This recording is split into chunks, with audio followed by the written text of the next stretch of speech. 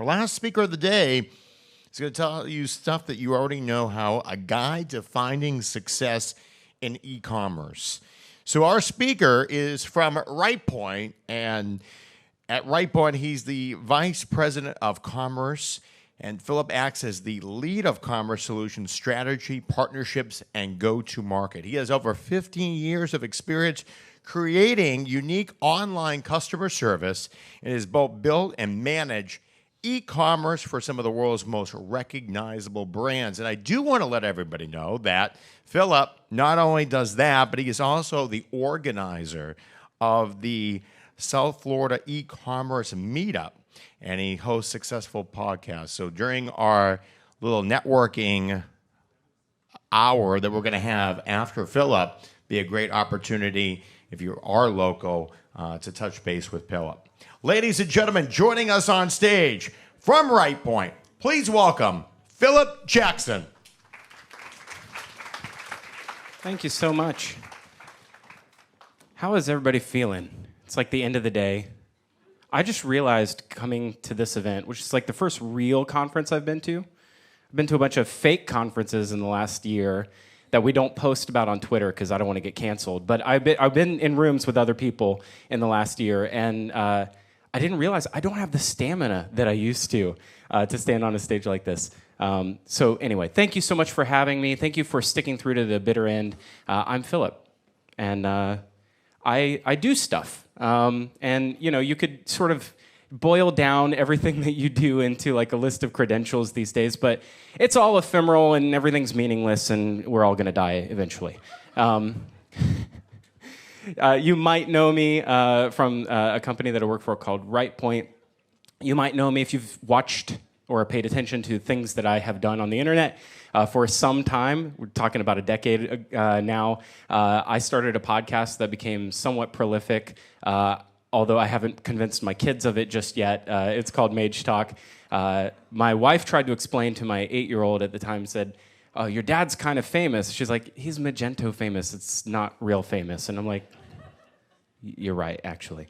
But Magento, I started a podcast around Magento just because that's what two white guys in their 30s, if they get together, a podcast just spontaneously appears.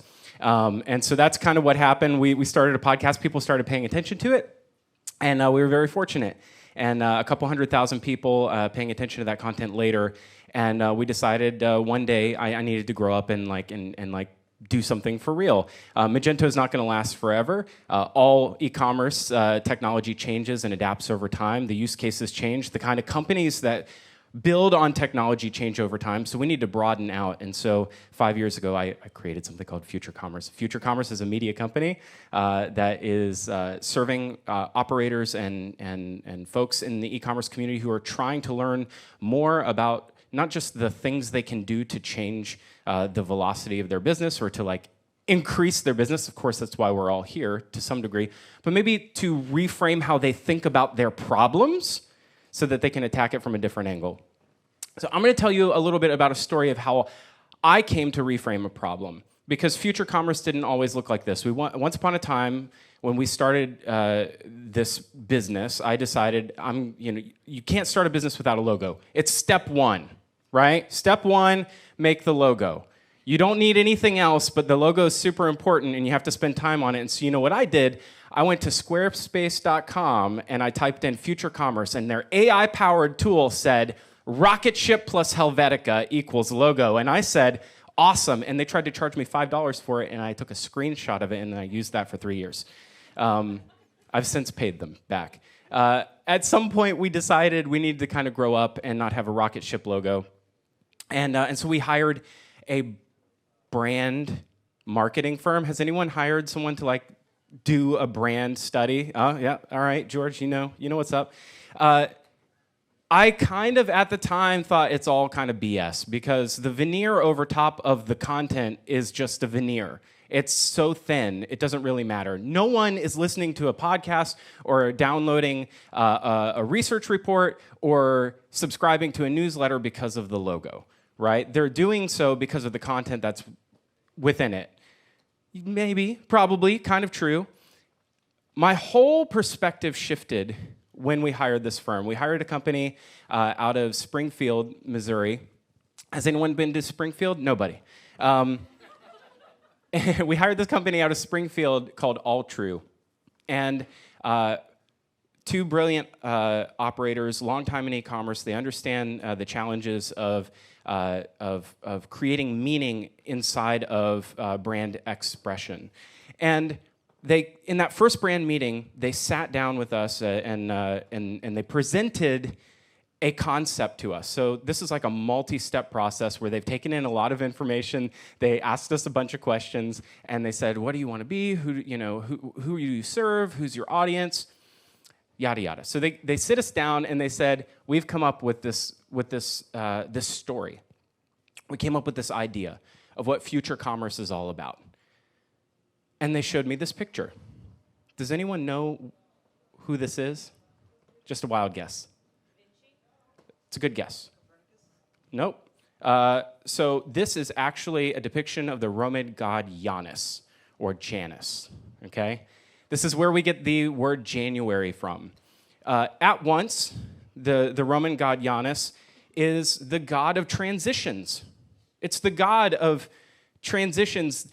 The word January is derived from the Roman god Janus because it is at once reflecting back on all the things that brought you to this point in time right now. But at the same time, it's looking with a youthful zeal toward the future of all the things that could be beyond this point. It's all the wealth of opportunity and the things that made you who you are and the lived experiences that brought you to today, and the hope that no matter what, you can change that future tomorrow. And I sat at that table and I wept like a baby. Because I said, you know what? You have so perfectly captured what we are about, because that is my story. That is me. Once upon a time, I weighed 334 pounds. It wasn't all that long ago. January 17th, 2017, my life changed.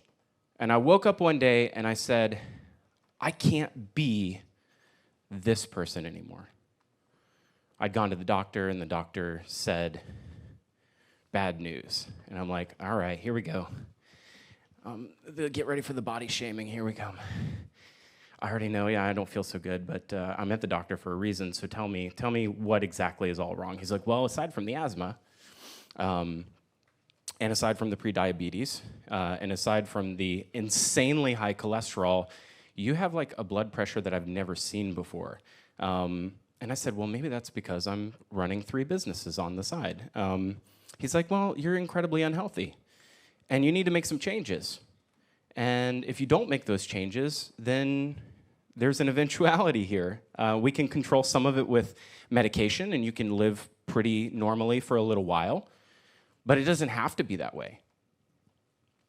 And that hit home for me. Something really flipped for me. It doesn't flip for everyone, and I understand that. And I'm going to tell you a very personal story today that is unique to me. And a lot of this story is going to come down to the fact that not every single best practice works for everybody. I'm telling you my story, okay?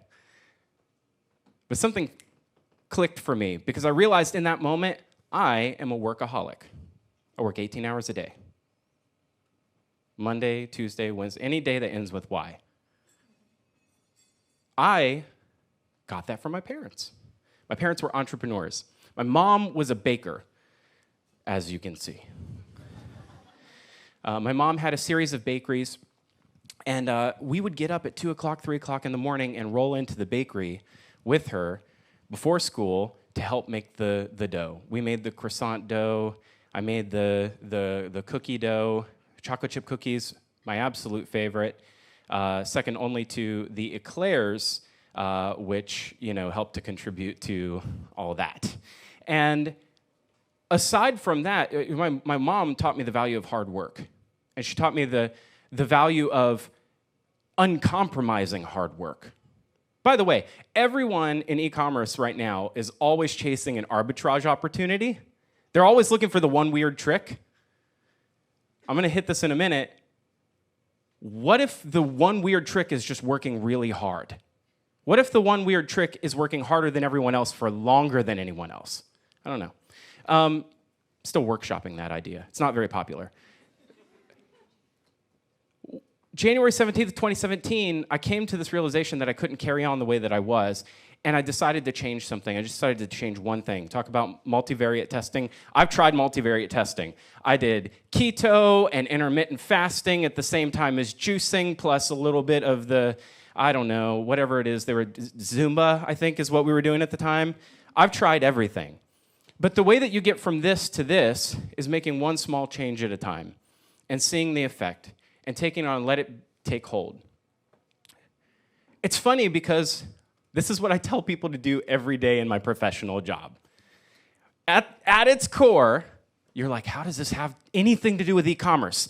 I have found a very weak tie. Are you ready? At its very core, e-commerce can be distilled down to traffic, conversion rate, average order value equals revenue, and if we can get that traffic to come back and convert again, we have retention, and that is it. We overcomplicate a lot of things. I see a lot of Shopify stores with like 60 apps installed. They're all trying to do this, okay? How do we decide what is useful to do here? Well, we have this thing. This is cool. We sit down with companies like Alltrue, and we say, what is our vision? Who do we want to be when we grow up? Who do we serve? What are the goals that align to that vision? What are the goals?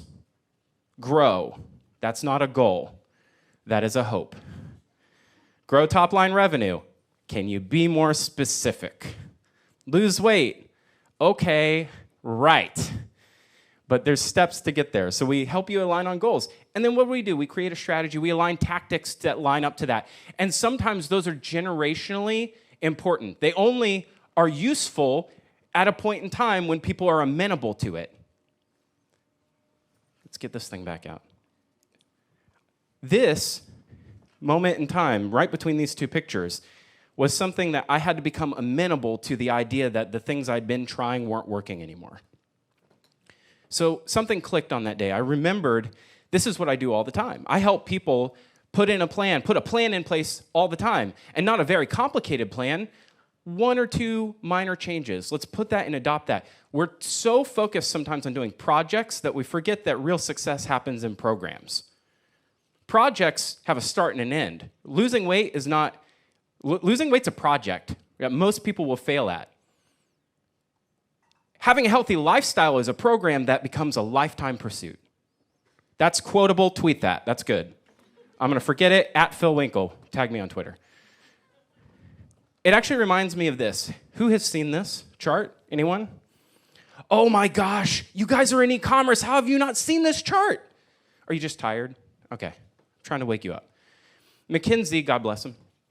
McKinsey put this out in the midst of the pandemic and basically said, they took some Bank of America data around credit card transactions and they mashed it up with some other data.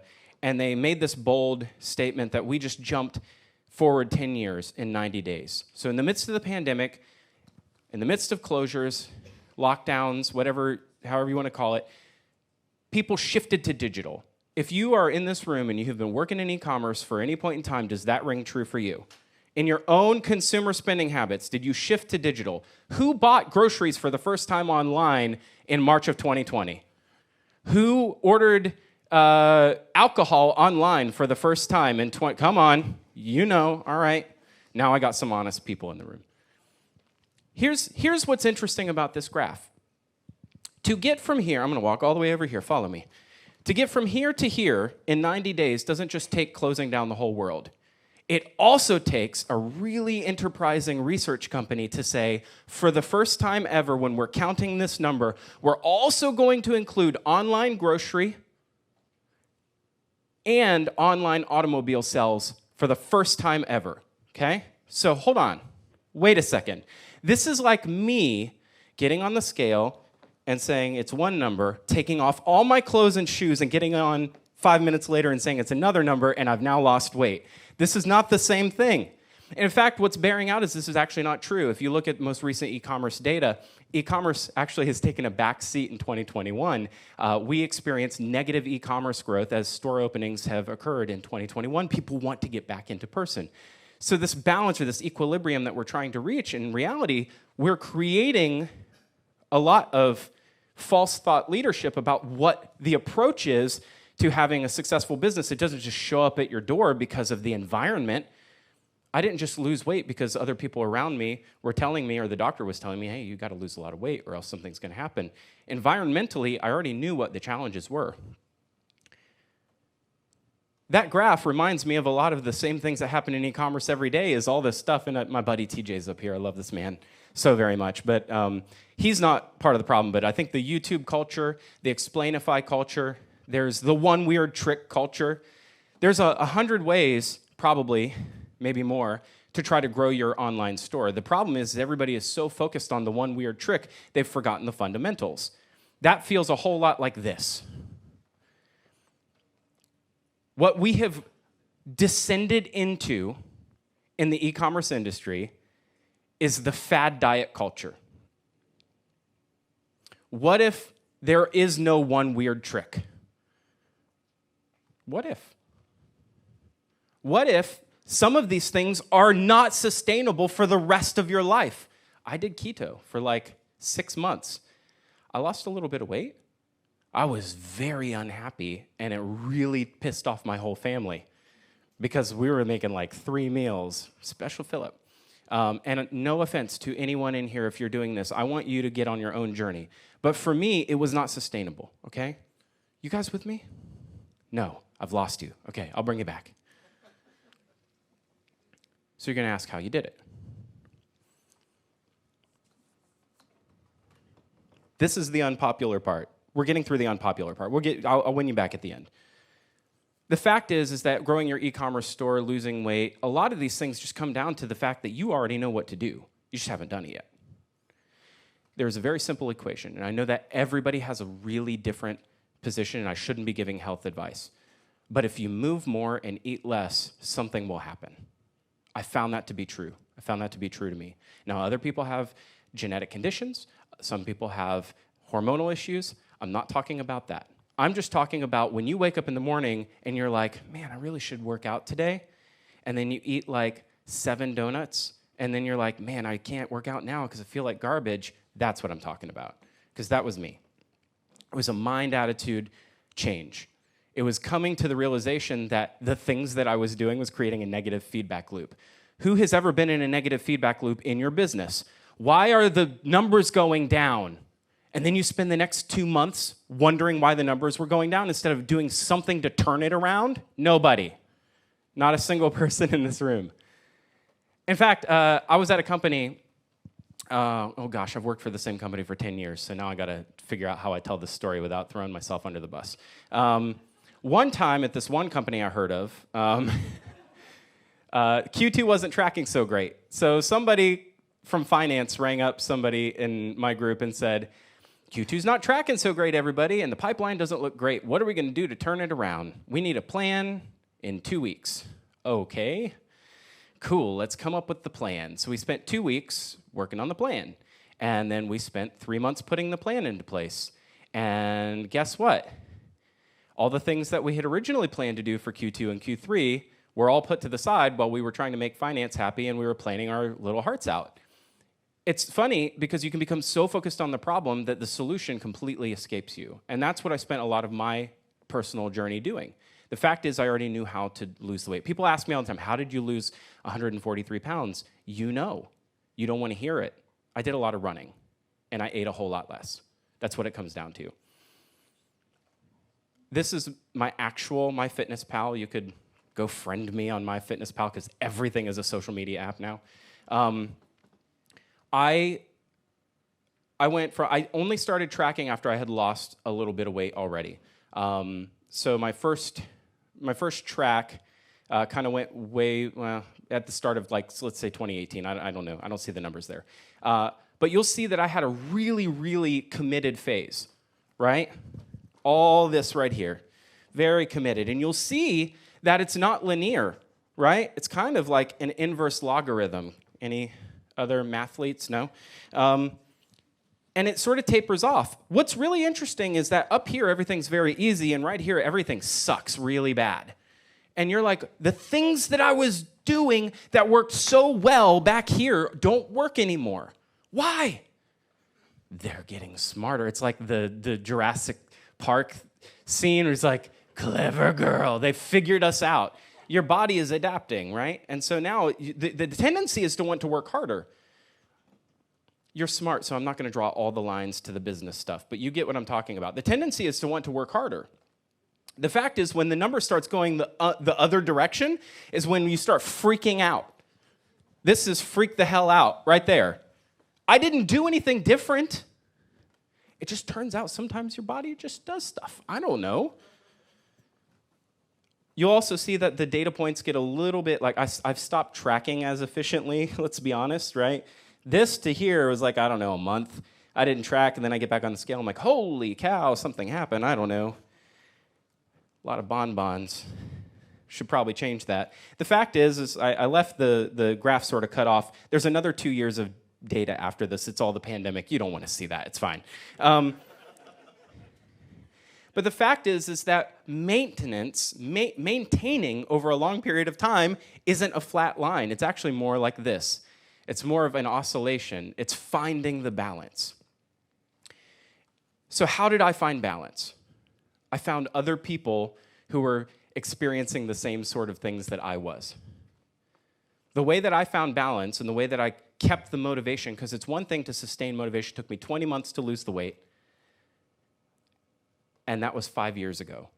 One day I woke up, and I couldn't eat at a calorie deficit anymore. I had to give myself permission. I know that this sounds, for those of you who are just beginning a journey like this, I know that this is going to be really hard to accept, but I had to give myself permission one day to eat all of my calories. And that's when I went to the doctor and said, uh-oh, I think that I have a different problem now. I'm obsessive about the way that I'm tracking things. So how do I find the balance? I've got to find some balance in my life. I can't live my whole life at a deficit. So I found, what are the things that give me energy? Well, the people around me who actually inspire me to do things that are beyond myself are the things that give me energy. It's having a community of people who are pulling me into pursuits that I wouldn't naturally go after. And so I found a running community, and believe it or not, this is me, actually.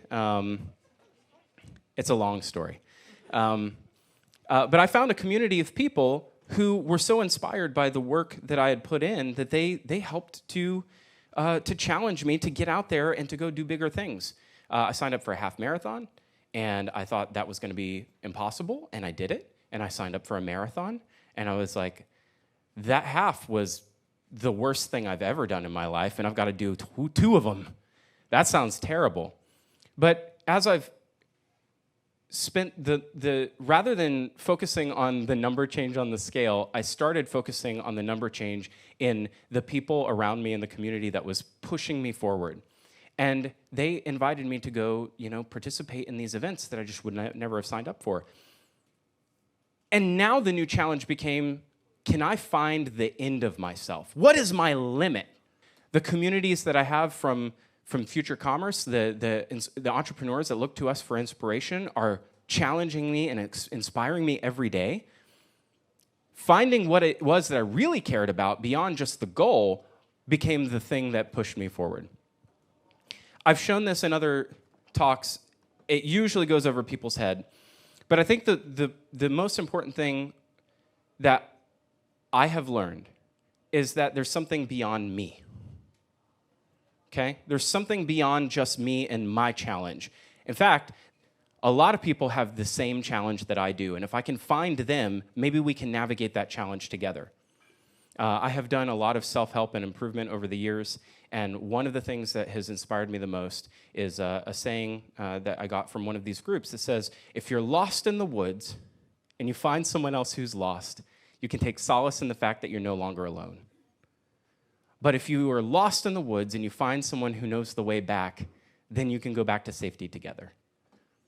The fact is that being alone really sucks. And being isolated in your problems and your challenges really sucks. And if you're an entrepreneur or if you're trying to grow your e-commerce business, doing that on your own kind of stinks.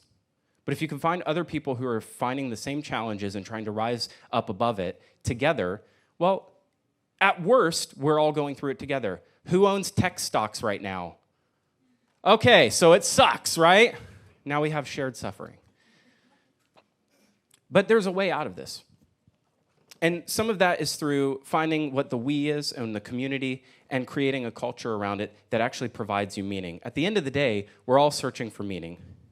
I found my meaning. It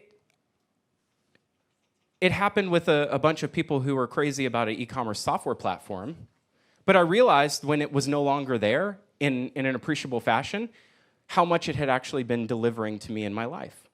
And finding a group of people that could all unite around a common problem and how we're going to solve that problem together is actually the thing that is sustaining. Okay, I'm going to move right along because it's me and then the bar. So I understand what your real motivations are. It takes some real bravado to quote yourself on a slide, so I'll move out of the way. A lot of venture capital in the last 10 years has gone into businesses that have purported to be able to use community as arbitrage, to spend money to build communities. I don't know that you can actually do that. And I would say that from the less than successful initial public offerings of a bunch of those companies, I don't think that they've been terribly successful at it either. I don't think that you can just create a community out of thin air. You can make the meal, and you can set the table, and maybe people will choose to dine with you, but you can't just say, yay, we have community. I think communities, where they exist, produce people, and I am a product of the community that beyond just my one challenge of being able to lose 143 pounds, are the people who have sustained me in the 80 months that have followed. I didn't do really a great job with the math there. That's hanging off the edge. I'm going to fire the graphic designer. That was me. To get to the point where you actually are engaging in a community in a healthy way and you're being a positive contributor, you have to help yourself first. And so hopefully the thing that I can help to inspire you to do, forget weight loss. Put that aside. Forget growing your e-commerce business. Put that aside. Whatever the challenge is in your life right now, find the thing that's creating the negative feedback loop and address that. For me, it was just doing the next right thing. I found that I liked running. You don't like running. I know because 99% of people hate running, and that's okay. But find the thing that is inherently communal and inherently life-giving and energizing for you that creates a positive feedback loop on which everything else becomes an easier decision. If I go for a run in the morning, it means that I'm going to choose the right thing for breakfast. If I do it the other way, I'm going to eat something really bad, and then I don't want to go on a run. And once I'm really honest with myself where my challenges are, I can address it. I was the biggest enemy of my own mission. It took a big wake-up call for me to get to the point that I decided that it was time to do something about it. But I'm hoping for you that you don't wait until the wake-up call. E-commerce is having a wake-up call right now, by the way. There are more people in this business now than there were 10 years ago. And I know that this is going to be a headline for many of you. There's going to be more in the next 10 years. The way that we grow our businesses sustainably is going to require real differentiation of brand and the way that you engage your customers. And for many businesses right now, you're spending to acquire, right? And you're going to spend more money and you're looking for the one weird trick to retain. At the end of the day, maybe sometimes you have to step back and take a look and say, do I have customers or do I have transactions? Do I have a business and do I have a brand? Or do I have a really interesting, sustainable pipeline of customers that's predicated entirely on ad spend? When you come back to that place that I was at that branding table, maybe you have a wake-up moment, and somebody comes to you and says, no, this is actually the thing that you have on your hands. Maybe this is actually the moment that tells your story and encapsulates it for you. I really hope it is. At any rate, there are no tricks. There's just hard work. And maybe the thing that you can do is just work a little harder than the other person who's in business competing against you. Maybe the thing that I can help you to do and help to inspire you to do, follow me on Twitter and Instagram, LinkedIn, and all that stuff. Maybe the thing that I can help for you to do is to reinforce the fact that you already know what to do. Thank you.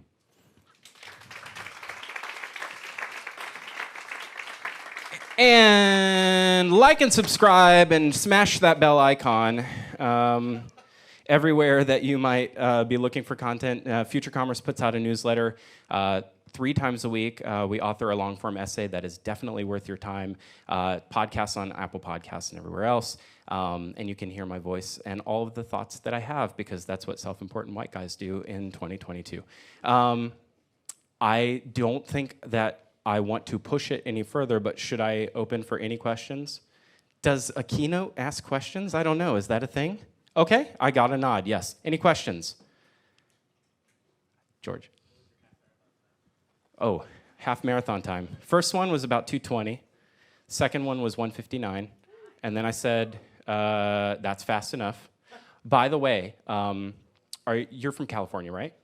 So the 1:59 half marathon was almost entirely downhill from the canyons of Malibu to Mescal.